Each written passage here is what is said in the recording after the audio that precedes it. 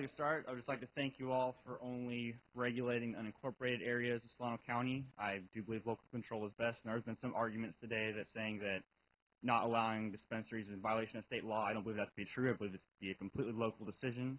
Having said that, every argument you've heard today against opening up dispensaries can also be made against liquor stores.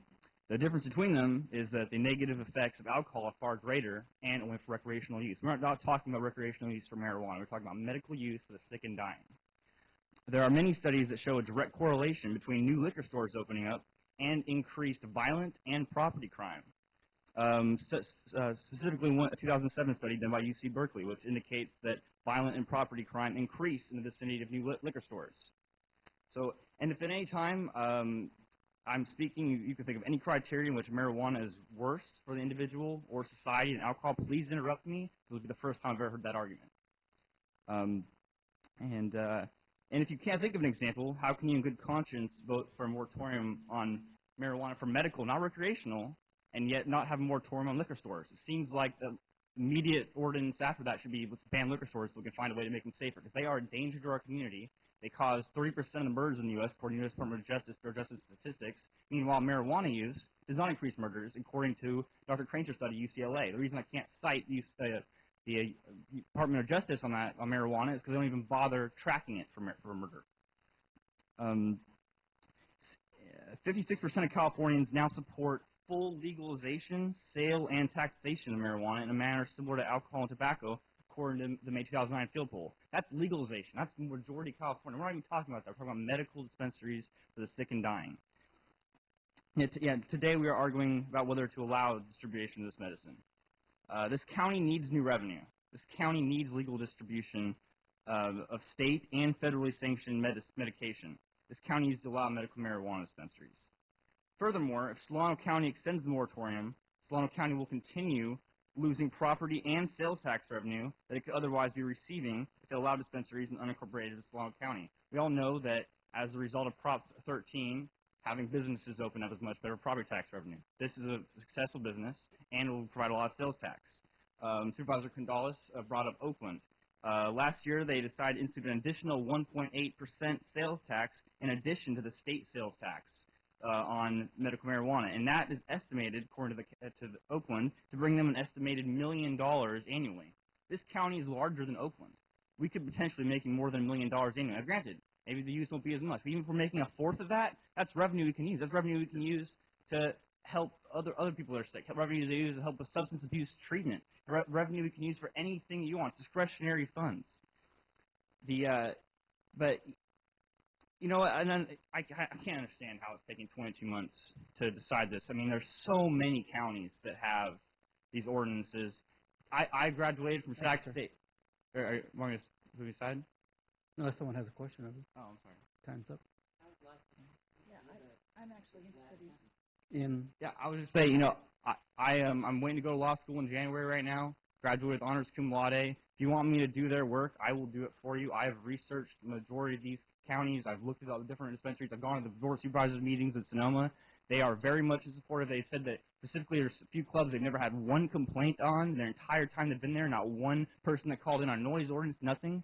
I'm more than happy to find some ordinances and some regulations that will work for this county and go over them with you. Thank you for your time, and have a good day. Thank you.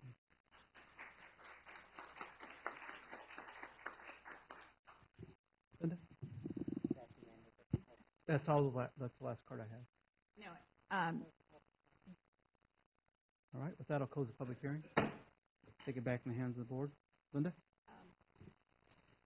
When I came in here, I was really I was uncertain exactly what direction I would go with regard to this proposed moratorium.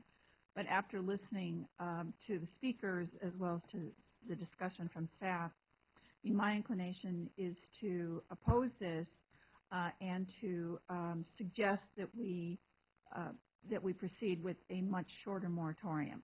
I would think that if we could come back sometime early in the spring, sometime next year, with a fairly clear picture about the direction that we intend to go, with perhaps some draft ordinances, that's what I think we should do. I mean, obviously, we have have a proposition that was approved by the voters in this community, and regardless of what this board does, I do think that this is something that's been going on long and way too long, and that as soon as we can give some clarity to what the direction is of the county, that would be best for everyone.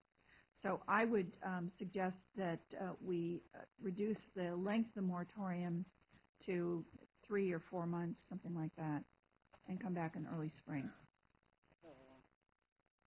Is it 3 or 4? I would go along with 3 months. I just don't see how it's going to take 4 months to do this. Maybe the thing to do is to have a study session with the board and maybe some interested people from the public to put this together. I don't. 4 months would be the end of February, right? I was thinking, I just think not much probably over the holidays, looking at November, December, so I'm thinking maybe January, February, March. Well, February I could go for, but not. So what is it? I'm thinking return sometime in April. Is there a second on that?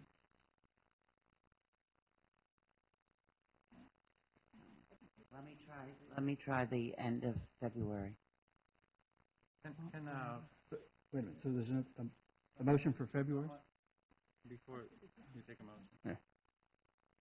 I want to ask, the way it's been presented, this is as pure as the driven snow, and there's a lot of reports of, doctors that come into the area, write these prescriptions and, crime-related. And, I don't know how much of that is true, but I think there is some impact. I don't know if Gary Stanton, would you want to comment on any of this at all? I mean, I read a report recently from police chiefs that was not very favorable of these in remote areas such as unincorporated parts of counties.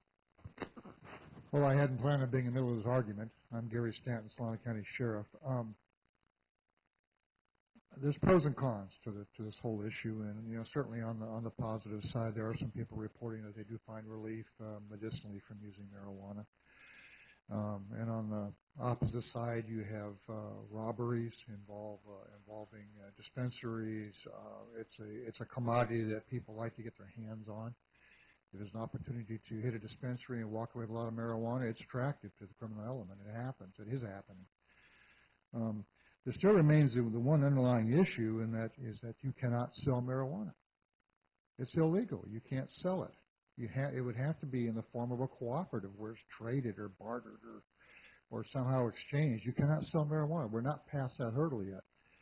This whole thing, in my honest opinion, this whole thing from the very beginning, with legalizing it in California, has been bungled between the state government and federal government. Nobody has come up with a clear and decisive, responsible answer on this thing as to how it should be done.